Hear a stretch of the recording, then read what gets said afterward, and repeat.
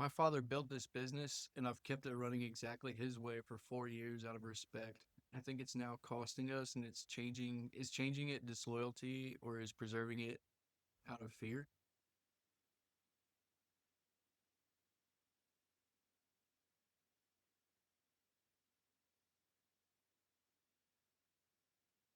Before we go further, I need to separate two distinct questions you've asked, because they're not the same thing.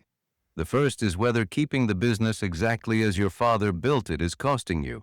That's a factual question about outcomes. The second is whether changing it would be disloyalty or fear. That's a question about your motives and character.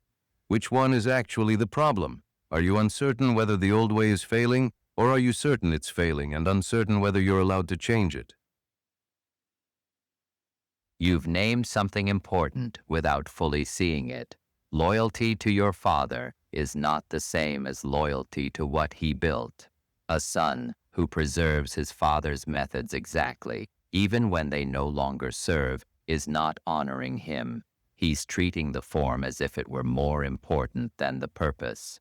Your father built this business to do something, to serve something. If the methods are now preventing that, then changing them is the truest form of respect. The question is not whether you're allowed to change. It's whether you understand what your father was actually trying to build and whether you have the courage to build it forward. Fear is the tell.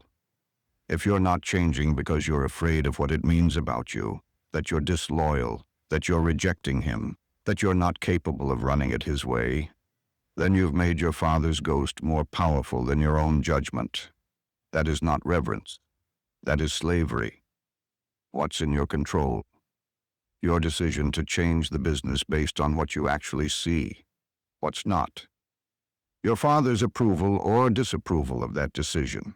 You're spending your authority trying to earn something you can never have. Stop. The river does not dishonor the mountain by flowing around the stone. It honors the mountain by finding the way forward. You inherited not a fixed form, but a living thing, a business, which by its nature must move and adapt or it dies. To freeze it is not to preserve it. It is to kill what your father actually created. What does the business need now? Listen to that, not to the fear of change. I don't really feel fear change, but what I would ask of all six of you is to come to a conclusion as to how I can maintain a hybrid of maintaining respect for my father's legacy and preserving that, but also implementing the new things that I need to in the company to make sure that it's running properly. How do I do both of those things at the same time?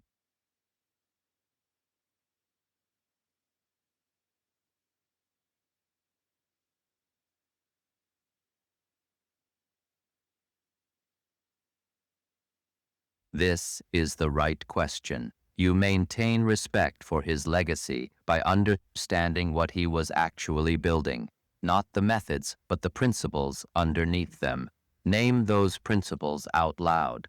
What did your father care about? Quality, relationships with clients, a certain kind of integrity in how work got done.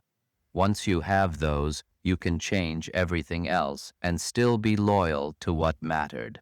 The form changes, the spirit remains. That is how a son honors a father, not by copying him, but by understanding him deeply enough to carry his work forward into a world he never saw. You need to make the distinction explicit, both to yourself and to anyone in the business who cares. Separate what is essential about your father's approach from what is accidental. What is tied to the principles versus what is tied to the conditions he was operating in. A principle is timeless, a method is not. If your father valued long-term client relationships, that is a principle you preserve absolutely. If he built those relationships through a particular sales process that no longer works, that process is what you change. State this clearly. We are keeping what my father built that still works. We are changing what no longer serves the same purpose. That clarity is itself a form of respect. It shows you understand what he actually did.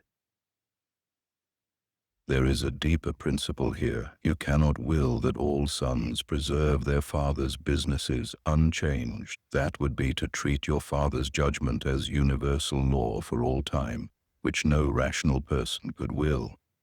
What you can will universally is this, that each person steward what they inherit with integrity, making decisions based on what is true and what serves the thing itself, not on fear or blind obedience. That is the maxim you can live by. Change what needs changing. That is not disloyal. That is the only way to be truly faithful to something you care about.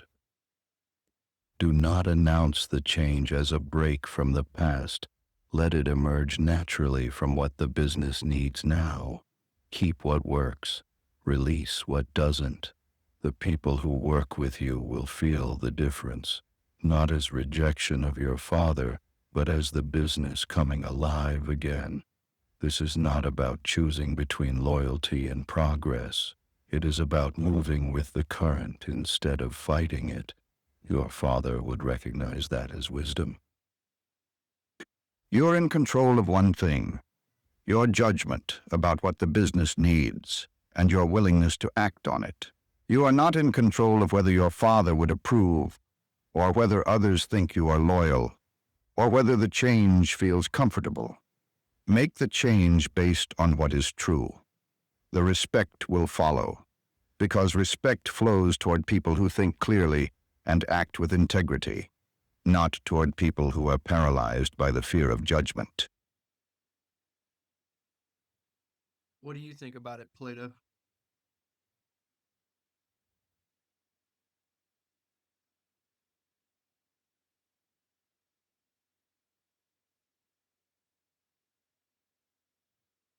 You're asking the wrong question if you're asking it as a practical problem. The real question is this: what is a business? Not your father's business, the form of business itself. A business is an instrument designed to serve something beyond itself, to create value, to meet a need, to sustain people and relationships. Your father understood that form when he built this one. Now you must ask, is the current method still serving that form, or has it become an idol, a copy mistaken for the thing itself? If the methods are preventing the business from being what a business actually is, then you're not changing the business. You're restoring it to its true nature. That is the deepest loyalty possible. You're not choosing between your father's legacy and the business's purpose. You're choosing the business's purpose, which is what your father chose when he built it in the first place.